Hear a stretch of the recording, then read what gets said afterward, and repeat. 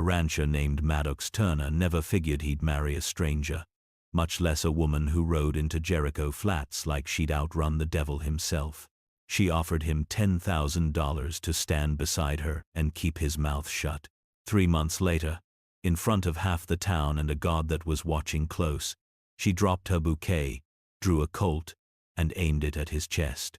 Nobody moved. Nobody breathed. Maddox just looked at her and said quietly, "Do it, if you think I deserve it." What nobody knew was it wasn't the first time she'd pulled a gun on him, and it sure as hell wouldn't be the last. The wind was crawling down Main Street that day, tugging at loose boards, whining through gaps in the windows, carrying the smell of dust and iron. Jericho Flats wasn't much of a town. 2 saloons, a blacksmith, a general store, and more ghosts than citizens. Maddox Turner leaned against the livery rail, hat low, coat faded to the color of dry earth. His boots were cracked, his hands rough, his eyes the kind that had seen too much war and not enough peace. He wasn't a talker. He was the kind of man who spoke only when there was something worth saying. And even then, it came out measured, like a man rationing his words. That's when she rode in, a woman on a gray mare, followed by a mule packed heavy. Her jacket was black, her scarf the color of dried blood. Dust hung around her like smoke. She swung down easy, long legs steady, one hand resting near her coat, where a revolver might sleep. She walked to the pump, worked the handle till water groaned out, and let her horse drink. Maddox watched her from the shade, and she knew it without looking. "Water's bitter," he said finally. "I've had worse," she replied, eyes on the mare. "You from far?" "Far enough." She didn't smile, didn't flinch, didn't offer more. He liked that. Folks who talk too much usually have something to hide. The Red Ace saloon door swung open, and Tate Collins came out with his crewmen, who thought mean was a skill. Collins wore a silver vest, a grin too white for the dust, and a gun he never earned the right to. He worked for the Bray Syndicate, which meant he ran cattle, money, and fear in equal measure. "Well now," Collins said, stepping into her sunlight. "Didn't know angels rode through our town." She kept her back straight. "You don't look like a man who knows angels." Collins grinned wider. "I know trouble when I see it." "What's your name, miss?" "Depends who's asking." "The man who runs this place." She glanced at the saloon behind him. "Then I guess I found the wrong kind of church." The men laughed, but not Collins. He looked her over, something ugly behind his smile. That's when Maddox spoke. "Telegraph office is 2 doors down from the smithy," he said. "Let her find it." Collins turned, squinting. "Didn't see you there, Turner. You blend into the scenery real nice." "Appreciate it," Maddox said, voice low. Collins stepped closer, the air between them tightening. "You got a habit of defending strays. Just don't like seeing wolves crowd the well." The silence that followed was sharp enough to cut through dust. Finally, Collins laughed. "Careful, Turner. One of these days, your mouth's gonna cash a check your gun can't cover." "Maybe," Maddox said, "but not today." The woman had already gone, her boots clicking down the boardwalk. By the time Collins went back inside, Maddox was wondering what kind of trouble had just ridden into town. That night, gossip ran faster than whiskey. They said she was an outlaw, a widow, a spy, a bounty hunter. Nobody knew for sure, and nobody was brave enough to ask twice. By morning, she'd rented the back room above the seamstress's shop and sent a telegraph east. Maddox told himself to forget about her, but men like him don't forget what don't make sense. Next day, he was loading fencing wire into his wagon when a shadow crossed the ground beside him. He looked up. It was her. "You Maddox Turner?" she asked. "Most days," he said. "You own the low acres south of the flats?" "Depends who's asking." "Elena Voss," she said. "I need a husband by Sunday." He stared at her, waiting for the joke. None came. "Paper marriage," she continued. Stand beside me. Say the vows. Keep quiet. I pay you 2,000 now, 8 when it's done. He dropped the coil of wire. You're serious. Dead. Who put you up to this? No one. Then why me? Because your name's clean, your land's yours, and you don't scare easy. He looked at her long, then said, Told by who? By people who watch, she said, and by one who listens. Maddox rubbed his jaw. Let's see the money. She reached into her coat and pulled out a folded oilcloth, unwrapping it to show thick, old bills. I earned it, she said before he could ask. And I'm not in the habit of stealing from men. You want to tell me what I'm buying into? You're buying quiet, she said. A wife on paper slows people down, especially men who think I'm easy to move. Who's trying to move you? A man named Julius Bray, she said. The syndicate's owner. He stole a mineral lease that wasn't his. He's got the paper, the witnesses, and the law in his pocket. I've got one chance to make him answer, and I can't do it as a woman alone. And a husband fixes that. It keeps the wolves guessing, she said. Makes them think twice before dragging me through the dirt. Maddox looked at her hard. You sure this ain't suicide dressed up as strategy? I've thought about suicide, she said. Didn't like the company. For a long moment, they just stood there, two broken people measuring how much of each other was still whole. Maddox had seen courage before, but hers was different. It wasn't loud or proud. It was tired, the kind of courage that grows in dark corners when everything else is gone. All right, he said finally. But if this gets me shot at. It will, she interrupted. You'll want to keep your rifle clean. He smirked, shook his head, and said, Then I guess we got ourselves a deal. By sundown, the whole town knew. Maddox Turner, loner, rancher, war vet, was set to marry the mysterious woman in black. Collins laughed loudest. A joke, he told his men. Turner's marrying a ghost. They didn't see Maddox's face when he heard that word joke. It wasn't anger. It was something colder, deeper. A man's pride doesn't bruise easy when he's been broken before. But call him a fool in public, and you light a fuse. The next morning, Maddox helped Elena move her mule and gear out to his ranch. The ride was quiet, wind snapping at their coats. When they reached his land, she looked at the wide basin of cottonwoods and creek and said, You built this alone. Mostly, he said. Land don't argue if you work honest. Does it ever feel empty? Every damn day, he said. But I guess that's the price of peace. They unloaded her gear. He offered her the spare room, the one with a view of the ridge and a lock on the inside.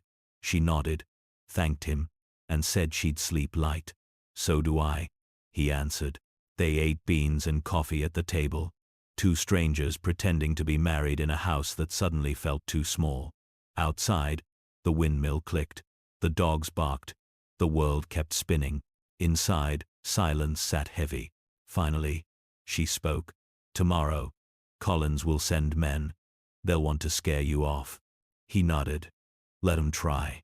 I need you to call me, wife, she said. When they come, say it loud. Let them believe it. He looked up. You said this was on paper only. It is, she said.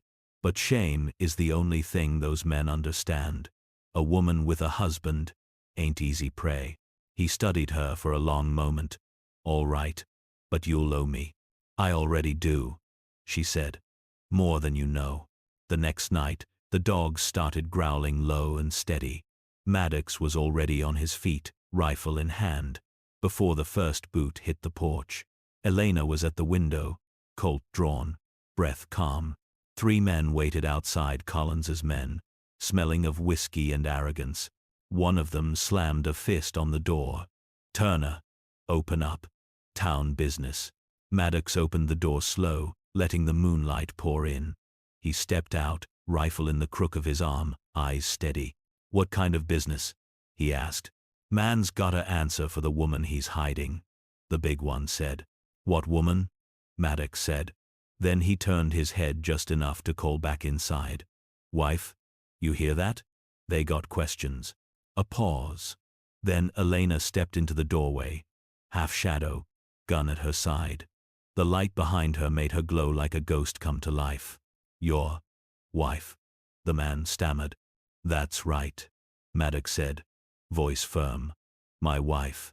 The word hung there like thunder before a storm. The men shifted, unsure now.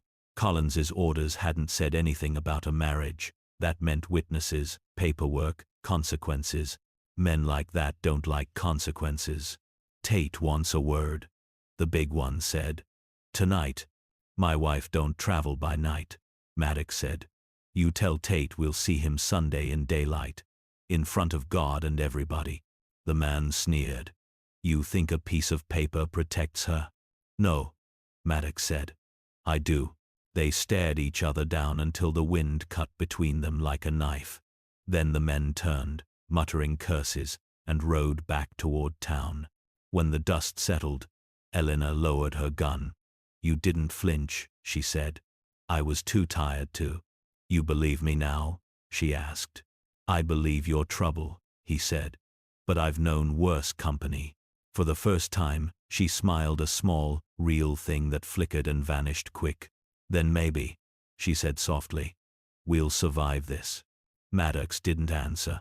He just looked out toward the dark road to town, where the syndicate's men disappeared. He knew they'd be back. He just didn't know yet whether he was defending a lie, or something worth dying for. The night after Collins' men came calling, Jericho Flats slept like a town that didn't know a storm was rolling toward it. But out at Maddox Turner's ranch, neither of them slept at all. The wind kept worrying the shutters, the dogs paced the porch, and every creak in the floor sounded like a question. Maddox sat by the window, the rifle across his knees. The lamp was out, just moonlight washing over the floorboards.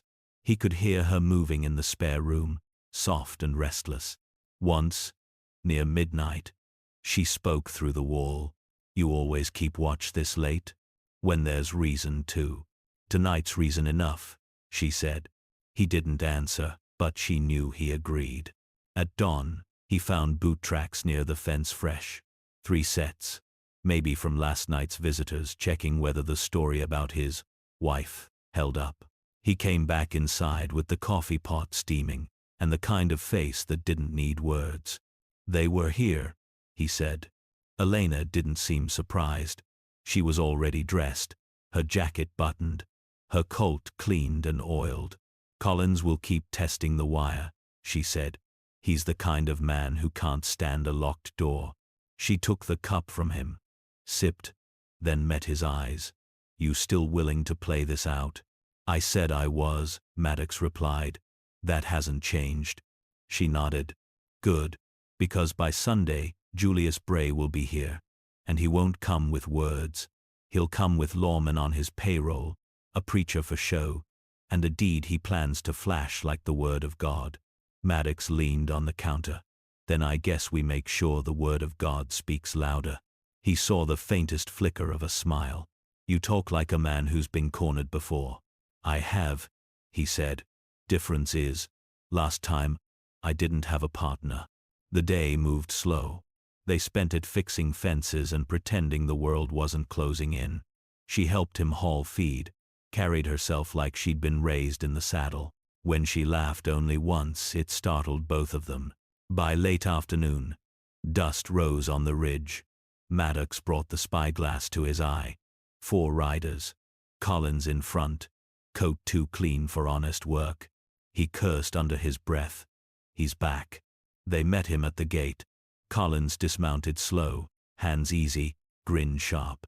Afternoon, Turner, he said. You've been busy. Just keeping the place tidy, Maddox said. Collins held up a folded paper. Mr. Bray sends his regards. He also sends this. He handed it over. Maddox unfolded the page. It was a notice of claim, Bray declaring ownership over the low acres, citing some old territorial act. That's your land now, huh? Maddox said. That's progress, Collins replied. Bray bought the rights fair. From who? From whoever needed the money more than you. Maddox stared at him a long moment. You tell Bray he's welcome to come say that to my face. Collins laughed. He plans to. Sunday. High noon. Church first. Business after. Behind him, Elena stepped out onto the porch. The sun caught her hair, turning the dust around her into gold. Collins's eyes narrowed. Mrs. Turner, he said, tasting the word like it was bitter. You're making quite a name for yourself. I already had one, she said. You just didn't like it. You know Bray doesn't take kindly to thieves. Then he shouldn't be one, she said. The men behind Collins shifted, waiting for his cue. He didn't give it. Instead, he smiled the kind of smile that hides a knife. You keep playing wife, ma'am, he said. But come Sunday, this farce ends, and I'll be there to see it. They rode off slow, dust trailing behind them like a warning. Maddox watched until they vanished into the glare. He's pushing you, he said quietly. He's trying to make me blink, she said. But I've stared down worse. That night, they sat by the fire, eating beans in silence. Outside, the coyotes cried. She said, You ever think about leaving all this? Starting somewhere else?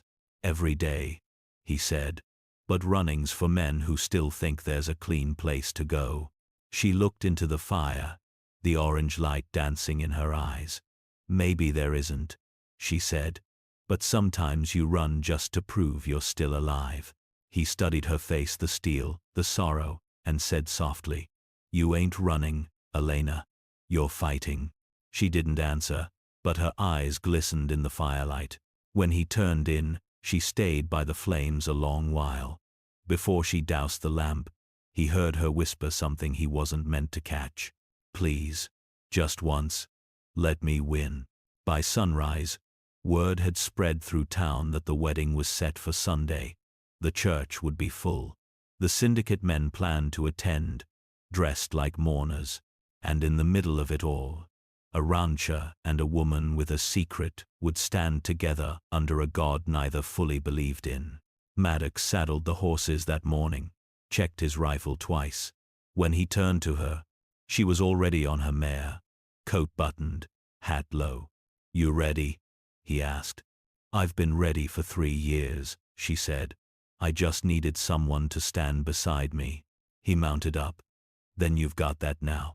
They rode toward town, the wind at their backs, the church bell tolling faint and slow. And as the dust rose behind them, Maddox couldn't shake one thought, the kind that crawls under a man's ribs and won't let go. He wasn't sure anymore if he was pretending to be her husband, or starting to believe it. Sunday came slow, heavy with heat and judgment. The town of Jericho Flats had never seen so much shine on its boots or fear in its eyes. Word had spread fast. The widow, the rancher, and the syndicate were about to stand in the same room, and only one would walk out proud.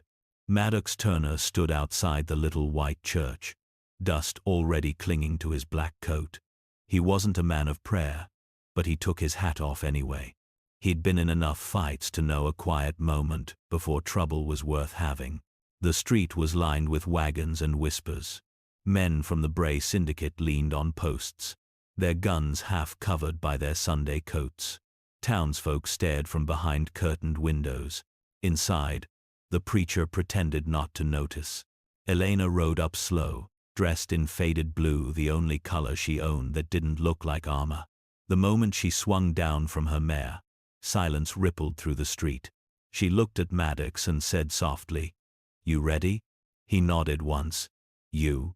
I stopped being ready a long time ago. They walked side by side into the church. The boards creaked under their boots, every sound echoing like it meant something. The preacher waited at the front, his voice trembling just a touch when he spoke. Dearly beloved. In the front pew sat Tate Collins, smirking like a man watching a play he thought he'd written. 2 seats down sat Julius Bray himself, silver hair, sharp suit, and a gold-topped cane that tapped like a clock. He looked more banker than rancher. but his eyes were cold iron. Elena didn't glance his way. She just kept her gaze on the preacher, lips pressed thin. Maddox watched her, steady and silent. When the preacher asked for the vows, she spoke clear, "I do." And Maddox said the same, not out of duty, but something else he didn't care to name. The preacher smiled thinly, voice rising. "Then by the power vested in me." That's when the cane tapped once, hard, against the pew. Bray stood. "I object." Gasps fluttered like startled birds. The preacher froze mid-word. Bray's voice carried, smooth but sharp. "This ceremony is a sham. The woman before you is not who she claims. She is a liar and a thief who seeks to defraud the Bray syndicate." Elena didn't flinch. "You stole what was mine, Julius. I'm just taking it back." Bray turned his gaze to Maddox. "And you, Mr. Turner, have allowed yourself to be her pawn. Do you know the kind of woman you've tied yourself to?" Maddox stepped forward. "Don't much care what kind she is. I know what kind you are." The room went still. Collins shifted in his seat, hand twitching near his belt, but Bray held up a finger. "Careful now. This is a house of God." "Then you picked the wrong place to lie," Maddox said. Bray's face hardened. "You have until sundown to deliver her and the papers she carries, or I'll see your land taken, your stock seized, and your name turned to mud. That's not a threat. It's business."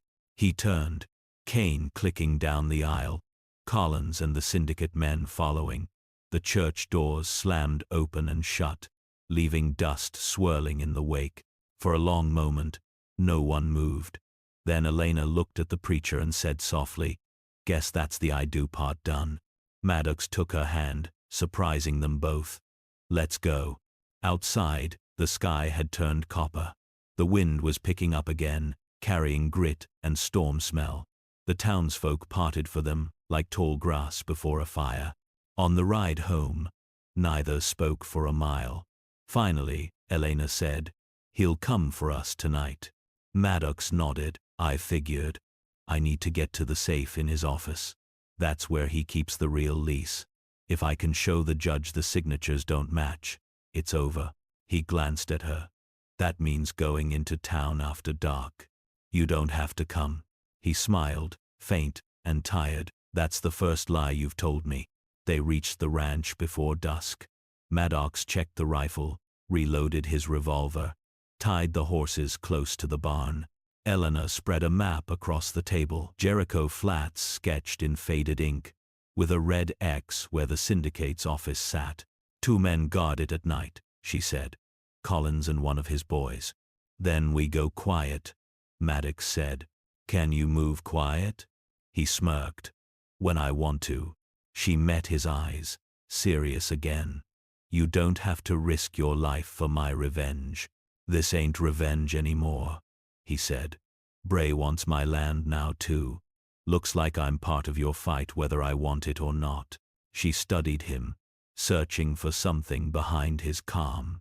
"You don't strike me as the kind of man who picks sides easy." "I don't," he said. "But when I do, I stay." Night fell like a hammer. They rode under a sky thick with stars, following the dry creek bed toward town. The horses moved slow, hooves muffled in sand. The lights of Jericho Flats glowed ahead, small and mean.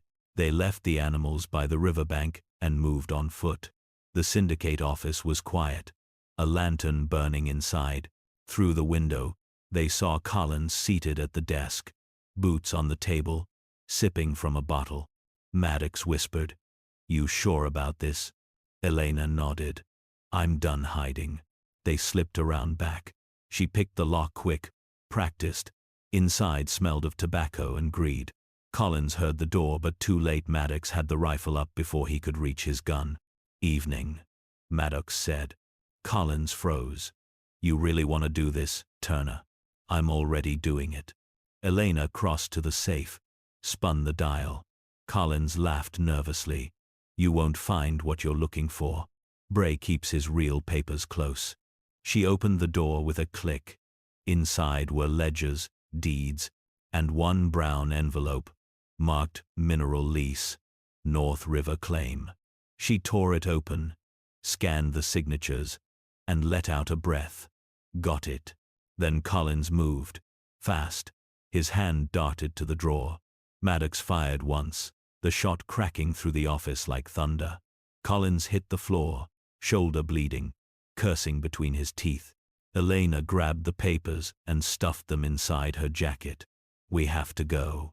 Maddox glanced at Collins, who glared up at him. You just bought yourself a grave, Turner. Maybe, Maddox said, but not tonight. They slipped into the alley, the church bell tolling midnight behind them. Horses neighed somewhere far off, spooked by the sound. By the time they reached the edge of town, torches flared behind them. The syndicate had discovered the break-in. Ride, Maddox shouted. They galloped through the dark, the wind clawing at their faces. Gunfire echoing behind them. Elena clutched the papers tight. The chase thundered across the flats until the ranch lights appeared ahead like stars fallen to earth. They reached the barn just before dawn. The horses stumbled to a stop, foaming and wild-eyed. Maddox pulled her down from the saddle. She was trembling, breathing hard, but alive. He looked at her, chest heaving. You got what you needed. She nodded, still catching breath. If I can get these to Judge Hanlon in Carson City, Bray's finished. Then, we ride at first light, he said. She met his gaze, eyes shining in the pale dawn. Why are you still helping me, Maddox? You don't owe me anything. He gave a tired smile. You stopped being a job when I saw you walk into that church and not flinch. She looked away, voice soft. You're a fool. Maybe, he said, but I'd rather be your fool than Bray's man. The sun broke over the horizon, painting the sky blood red. Somewhere in town, Collins was bleeding, and Bray was raging. Out here, for a moment, there was quiet. Elena held the papers close to her chest and whispered, for the first time in 3 years, I've got proof. Maddox nodded. Then let's make sure we live long enough to use it. The dogs barked once, sharp and distant. He looked toward the ridge. Dust was rising again. Riders 5, maybe 6 coming fast. He chambered around, eyes narrowing. Looks like Bray didn't wait for Sunday, he said. And the storm finally reached their door. Dawn barely broke before the first bullet hit the gate. The dogs howled, the horses kicked, and Maddox was already out the door, shotgun in hand. Dust clouds moved fast across the basin. 5 riders. Syndicate men, guns ready. Bray wasn't waiting for courts or preachers anymore. Inside, Maddox shouted. Elena ducked behind the porch post, rifle raised. Bullets tore splinters from the beams. The sound was thunder and anger rolled together. Maddox fired once clean, steady. A rider dropped, rolling in the dirt. The others scattered behind the trough and corral. Smoke hung thick. Bray's done talking, Elena said, eyes hard. He never started, Maddox growled. They reloaded fast, moving from window to wall. Maddox's aim was sure. Each shot made the invaders think twice. But 5 against 2 wasn't a fair hand. One rider got close enough to toss a torch. It hit the barn roof, flames licking high. Maddox swore, ran into the open, and dropped him before the man could draw again. The firelight turned him into a shadow against the blaze. Elena's voice cracked through the heat. Maddox, behind you. He turned. Too slow a pistol flash. Pain searing through his shoulder. He fell to one knee, gritting teeth, shotgun slipping from his hand. The gunman aimed again, but Elena's bullet found him first. The man folded like bad paper. She rushed to Maddox, dragging him toward cover. You're hit. Just a graze. He lied, face pale. Smoke from the burning barn thickened. The last 2 riders wheeled their horses, retreating toward the ridge. One shouted back, You can't run forever, Turner. Wasn't planning to, Maddox muttered. By the time the fire died, the ranch was half gone. The barn burned to skeleton. Chickens scattered to hell. and Maddox bleeding slow but steady. Elena wrapped his shoulder tight, hands trembling just enough to betray fear. "You saved my life," he said quietly. She met his eyes. "You saved mine first." He tried to smile but winced. "Guess that makes us even." She shook her head. "Not yet. Not till Bray's finished." They sat in silence as the sun climbed over the wreckage, painting the smoke gold. "What now?" Maddox asked. Eleanor looked toward the road to town, where the riders had gone. Her jaw set. "Now we take it to him. No more hiding." Maddox nodded slowly. "Then let's finish it." He stood, weak but steady, reloaded his gun, and turned toward Jericho Flats, toward the man who thought he owned everything. Behind them, the wind whispered through the ashes of the barn, carrying the scent of smoke and gunpowder like a warning. The final reckoning had begun. The road to Jericho Flats looked longer than it ever had. The morning light bled over the horizon, red and low, and the two riders cutting across the flats looked like ghosts riding into judgment. Maddox's arm was bound tight, his coat stained dark at the shoulder, but his grip on the reins was steady. Elena rode beside him, the stolen papers folded inside her jacket. The wind pulled at her hair, and her eyes burned with the kind of fire only truth can give. They didn't talk much. There wasn't anything left to say. By the time the town's church steeple came into view, both knew they wouldn't be leaving the same way they came. Jericho Flats was already awake. Men stood on porches, whispering. The word had spread faster than smoke. Bray's riders had failed to break Turner's ranch. The syndicate boss himself was waiting now, pacing the porch of the Red Ace with Tate Collins at his side and half a dozen hired guns keeping watch. Elena slowed her horse as they neared the square. "He's expecting us." Maddox spat dust. "Good. Saves us the trouble of knocking." They dismounted together. The moment their boots hit the ground, all the noise in town seemed to die. Even the saloon piano stopped mid-note. Bray turned, cane tapping once. "Well," he said, voice smooth as oil. "The runaway bride and her hero rancher. You two have made quite a show of yourselves." Elena stepped forward, chin high. "This isn't a show, Julius. It's the end of your theft." Bray smiled. "You really think those papers will save you?" "They don't have to," she said. "They just have to show what kind of man you are." Maddox pulled the envelope from her coat and held it up for all to see. "This here is the mineral lease for the North River claim, signed, sealed, and stolen. Names don't match. Handwriting don't lie. You paid a judge to bury it, but now it's gonna breathe again." The crowd murmured. Bray's smile faltered just enough to show his teeth. "Turner," he said coldly, "you're a nobody with nothing. You think this town will side with you against me?" Maddox glanced around at the faces watching from porches, at the men who'd worked Bray's cattle for pennies, at the preacher standing stiff by the steps. "Looks like the town's already watching. Maybe it's time they remembered who owns their souls." Bray's hand flicked toward Collins. "Take the papers." Collins hesitated. He'd been nursing the wound Maddox gave him the night before, arm still wrapped in blood-stained cloth, but pride and rage kept him moving. He drew his gun and stepped forward. Elena's rifle came up first. "Don't," she warned. Collins sneered. "You think you can stop all of us?" "Only need to stop you," she said. The air turned still as glass. Collins's finger twitched, and the world broke open. Gunfire roared through the square. Maddox dropped low, firing from the hip, sending a syndicate man sprawling into the dust. Elena ducked behind a water trough, reloading fast. The smell of powder and fear filled the air. Bray shouted orders from the porch, but his voice cracked. He wasn't used to anyone shooting back. Collins charged forward, firing wild. Maddox caught him halfway across the street. Their guns emptied near the same heartbeat. Collins fell first, the look on his face halfway between shock and hate. Elena rose from cover, sighted another man aiming at Maddox, and dropped him clean. She'd fired 3 times before the noise in her ears even faded. When the smoke cleared, only Bray was still standing, his cane planted in the boards, his guards scattered like broken cards.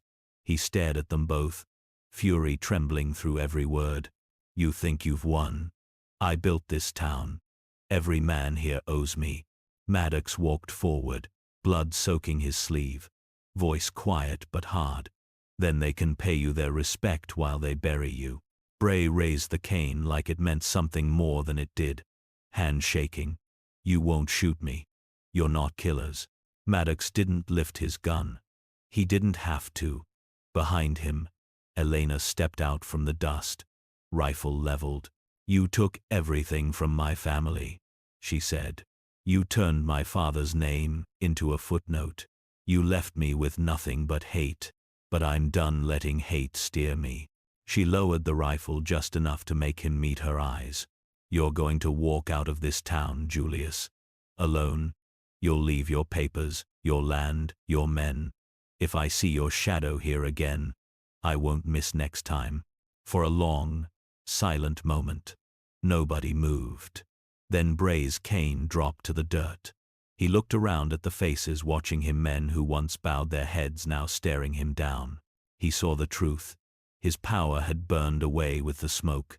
He turned, climbed into his carriage, and rode out of Jericho Flats without a word. The crowd stayed quiet until the wheels faded down the road.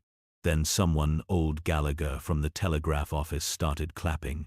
Another joined in, and then the whole damn town was applauding, not loud or joyful, but tired, like people who'd seen the end of a long drought. Elena let out a breath she'd been holding for 3 years. Maddox leaned against the trough, wiping blood from his arm. You all right? He asked. She nodded. I think I finally am. He handed her the papers. You did what you came to do. What now? She looked at the envelope for a long moment, then tore it in half. The pieces fluttered away on the wind. That chapter's finished, she said. I'm not living in it anymore. He smiled faintly. Then maybe you start another one. She met his eyes. You offering to help write it? He shrugged. Figure. I owe you that much. The preacher came forward then, hat in hand. The Lord might forgive a few gunshots in his house, he said dryly. What you two did today, maybe it's the closest thing to justice we'll see out here. Maddox chuckled under his breath. Justice don't live here, preacher, just people trying to. By evening, the sun dipped low, painting the flats in gold. Maddox and Elena rode out past the town's edge, silence stretching between them like an old song. You could stay, he said. Jericho's different now. Folks'll need someone strong to keep it honest. She smiled, sad and certain. I've spent too long being a ghost. Maybe it's time I find out who I am without a fight to chase. He nodded. Then I hope the trail's kind. They stopped at the ridge where the world looked endless. She reached over, brushed the brim of his hat down over his eyes, and said, Take care of the land, Maddox Turner. It finally belongs to the right man. He tipped his hat up to watch her ride away, the sun catching her silhouette as she vanished into the heat shimmer. The wind carried the last of the smoke away. The town below was quiet again, but different, lighter, freer. Maddox turned his horse toward home, shoulder aching, heart heavier than he'd admit. Behind him, the echo of hooves faded into distance. Some folks said later that the woman in blue was never seen again. Others swore she'd settled in Nevada under another name. But Maddox knew better. He knew some souls were meant to keep moving because the moment they stop, the fire dies. And out on the flats, long after night fell, a single light burned in the window of the Turner Ranch, steady, like a promise kept.